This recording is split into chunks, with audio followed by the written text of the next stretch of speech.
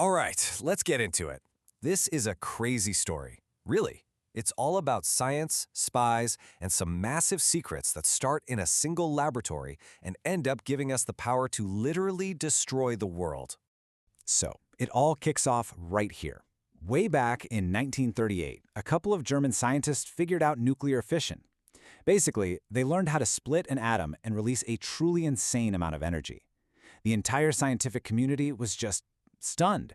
They knew that something huge had just been unlocked. That one discovery started a chain reaction, and I don't just mean with atoms. I'm talking about a chain reaction of global ambition and, frankly, fear.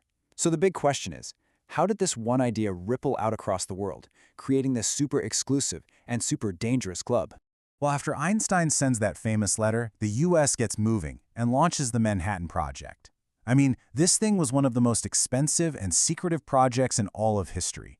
We're talking almost 1% of the entire US GDP at the time. The whole point? Build the bomb before the Germans could. And they did. They succeeded in July 1945, and just a month later, the world was never the same. You can just feel the tension in this moment, right? President Truman tells Stalin about this game-changing new weapon, probably expecting some kind of shock or awe, but instead he just gets this calm, cool nod. What Truman had no idea about was that Stalin already knew everything. Why? Because he had spies buried deep inside the Manhattan Project itself. The race hadn't just begun, it was already on. The thing is, the Soviets were suspicious long before the bombs even dropped. They noticed that all these prominent American and British scientists just stopped publishing papers on nuclear physics. They knew the work must have gone secret.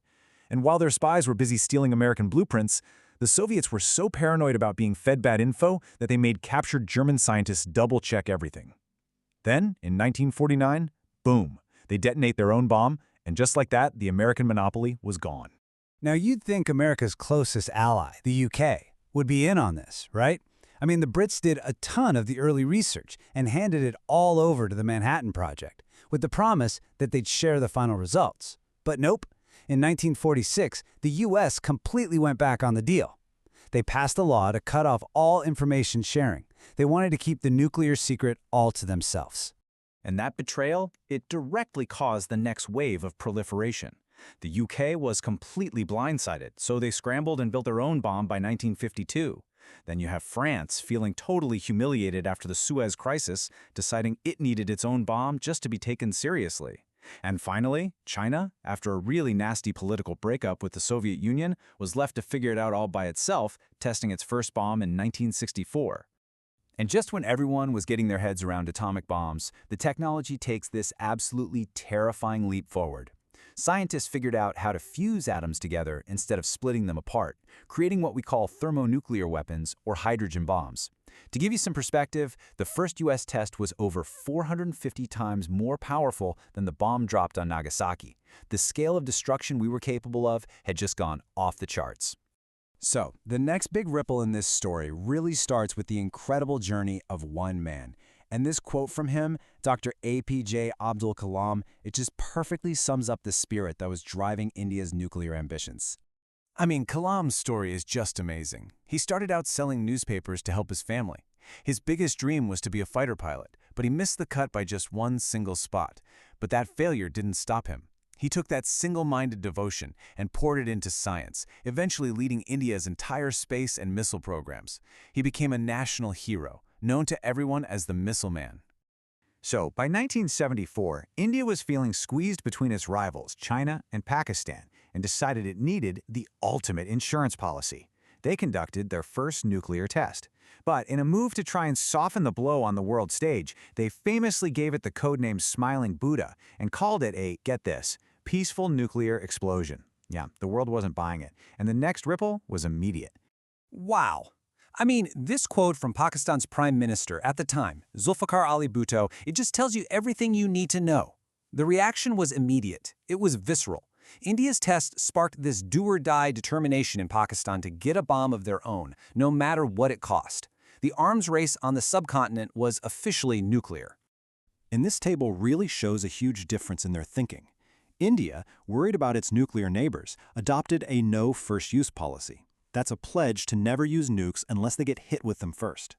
Pakistan, on the other hand, their program was a direct answer to India's.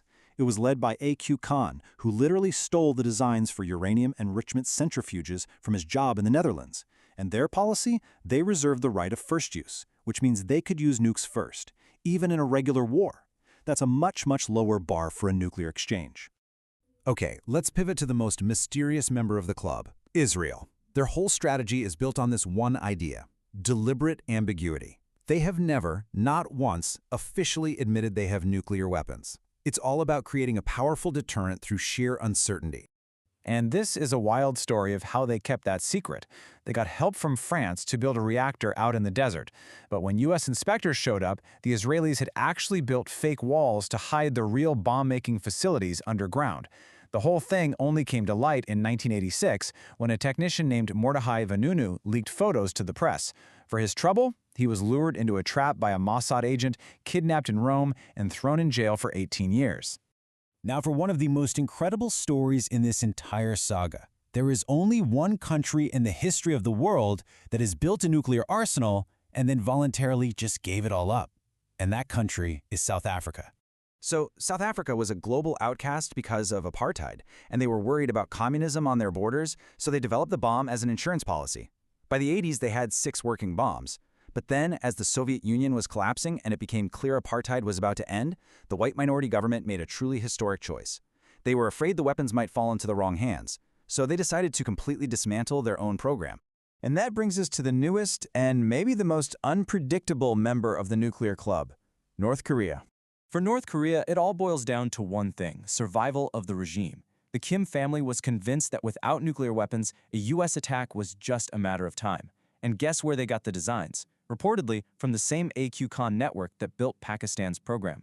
What really makes them unique, though, is that they're the only country to have signed the Non-Proliferation Treaty, the big global agreement to stop the spread of nukes, and then just openly walked away from it to build a bomb. And this story, it's not over. Not by a long shot. There are several countries that experts call threshold states. They're right on the edge. Iran is enriching uranium, which is a key step. Japan has all the tech and materials it would need to build a bomb in months if it ever decided to. And Saudi Arabia has flat out said that if Iran gets a bomb, they will too. So that ripple effect, it's still going. This right here is the modern reality of deterrence. You can have inspectors on the ground, but the real power today is hiding deep in the ocean. Nuclear-armed subs can stay hidden for months on end, which makes them basically impossible to track and destroy. They are the ultimate guarantee that even if your country gets wiped out in a first strike, you can still launch a devastating counterattack from anywhere on Earth. And all of this leads to the one core concept that has, weirdly enough, kept the peace for decades: mutually assured destruction, or just MAD. The logic is as simple as it is terrifying. If you launch your nukes at me, I'm going to launch mine at you, and we'll both be completely and utterly destroyed. There's no such thing as winning a nuclear war.